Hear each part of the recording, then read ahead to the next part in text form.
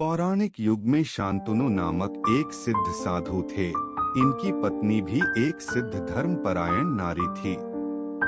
कहानी उस समय की है जब शांतनु और उनकी पत्नी बहुत वृद्ध हो चुके थे और उनकी आंखों की रोशनी भी चली गई थी।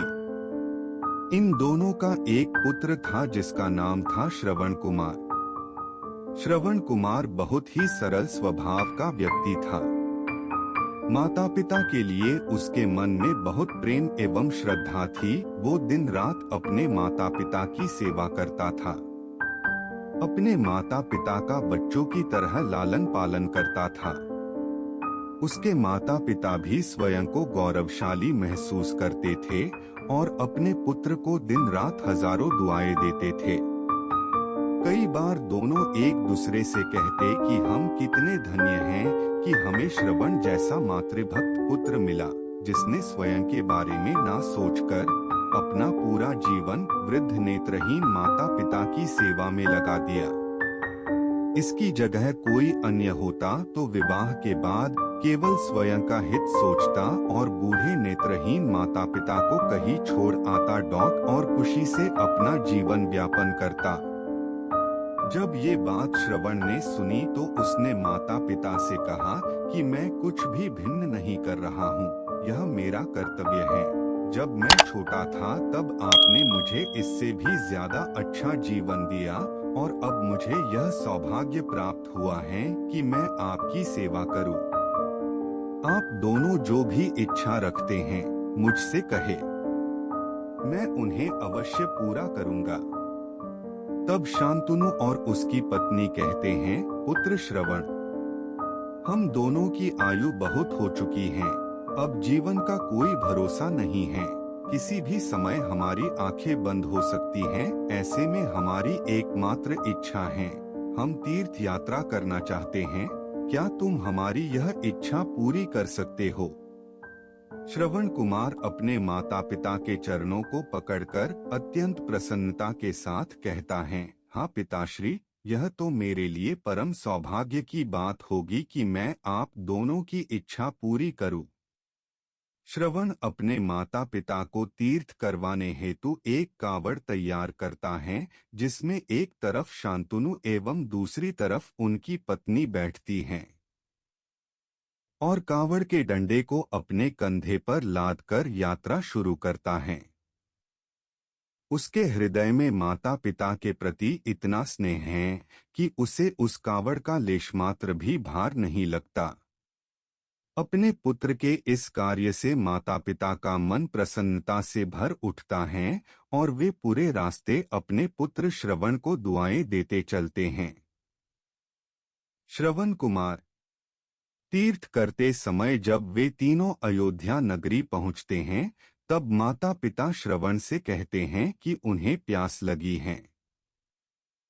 श्रवण कावड़ को जंगल में रखकर हाथ में पत्तों का पात्र बनाकर सरयू नदी से जल लेने जाता है। उसी समय उस वन में अयोध्या के राजा दशरथ आखेट पर निकले थे और उस घने वन में वह हिरण को शिकार बनाने के लिए उसके पीछा कर रहे थे। तभी उन्हें घने जंगल में झाड़ियों के पार सरयू नदी से पानी के हलचल की आवाज आती है। उस हलचल को हिरण के पानी पीने की आवाज समझकर महाराज दशरथ शिकार के उद्देश्य से तीर चला देते हैं और उस तीर से श्रवण कुमार के हृदय को आघात पहुंचता है, जिससे उसके मुंह से पीड़ा भरी आवाज निकलती है, जिसे सुन दशरथ स्तब्ध रह जाते हैं और उन्हें अनहोनी का एहसास होता है और वे भागकर सरयू नदी के तट पर पहुंचते हैं, जहां वे अपने तीर को श्रवण के हृदय में लगा देख भयभीत हो जाते हैं और उन्हें अपनी भूल का एहसास होता है। दशरथ श्रवण कुमार के समीप जाकर उससे क्षमा मांगते हैं। तब अंतिम सांस लेता श्रवण कुमार महाराज दशरथ को अपने वृद्ध नेत्रहीन माता पिता के बारे में बताता है और कहता है कि वे प्यासे हैं, उन्हें जाकर पानी पिला दो और उसके बाद उन्हें मेरे बारे में कहना। और इतना कहकर श्रवण कुमार मृत्यु को प्राप्त हो जाता है। भारी हृदय के साथ महाराज दशरथ श्रवण के माता पिता के पास पहुंचते हैं और उन्हें पानी पिलाते हैं। माता पिता आश्चर्य से पूछते हैं, उनका पुत्र कहाँ है? वे भले ही नेत्रहीन हो, पर वे दोनों अपने पुत्र को आहट से ही समझ लेते थे। माता पिता के प्रश्नों को सुन महाराज दशरथ उनके चरणों में गिर जाते हैं और बीती घटना को विस्तार से कहते हैं। पुत्र की मृत्यु की खबर सुनकर माता पिता रोने लगते हैं और दशरथ से उन्हें अपने पुत्र के पास ले जाने को कहते हैं। महाराज दशरथ कावड़ उठाकर दोनों माता पिता को श्रवण के शरीर के पास ले जाते हैं। माता पिता बहुत जोर जोर से विलाप करने लगते हैं। उनके विलाप को देख महाराज दशरथ को अत्यंत ग्लानि का आभास होता है और वे अपनी करनी की क्षमा याचना करते हैं, लेकिन दुखी पिता शांतनु महाराज दशरथ को श्राप देते हैं कि जिस तरह मैं शांतनु पुत्र वियोग में मरूंगा, उसी प्रकार तुम भी पुत्र वियोग में मरोगे।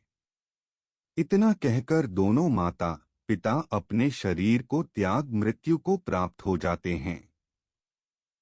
महाराज दशरथ श्राप मिलने से अत्यंत व्याकुल हो जाते हैं और कई वर्षों बाद जब उनके पुत्र राम का राज्य अभिषेक होता है, तब माता कैकेयी के वचन के कारण राम, सीता और लक्ष्मण को 14 वर्षों का वनवास स्वीकार करना पड़ता है और इस तरह महाराज दशरथ की मृत्यु भी पुत्र वियोग में होती है। अपने अंतिम दिनों में उन्हें शांतनु के कहे शब्द याद आते हैं और वे राम के वियोग में अपना शरीर त्याग देते हैं। कहानी की शिक्षा। हमें यह कहानी यही शिक्षा देती है कि बिना लक्ष्य को देखे उसे भेदना कई बार आपको गलती का पात्र बना देता है और आप ना चाहते हुए भी दूसरों के दुख का कारण बन जाते हैं।